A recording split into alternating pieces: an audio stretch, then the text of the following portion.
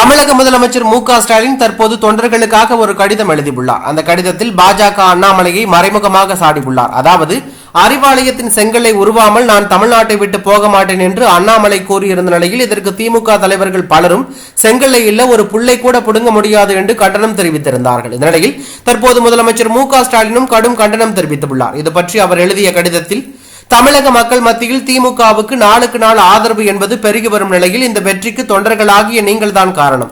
ஆட்சியில் மக்கள் நலனுக்கான திட்டங்களை அறிவித்து அயராது உழைக்கின்ற காரணத்தினால் தான் மக்களிடம் ஆதரவு என்பது தொடர்ந்து பெருகி வரும் நிலையில் திமுக மீண்டும் 6வது முறையாக ஆட்சி அமைத்ததற்கும் நீங்கள் மட்டும்தான் காரணம். 200 தொகுதிகளில் இலக்கு என்று நிர்ணயம் செய்யப்பட்டுள்ளதால் ஒவ்வொரு தொகுதிகளிலும் அதற்கான திட்டங்களை தீர்மானித்து செயல்பட வேண்டும்.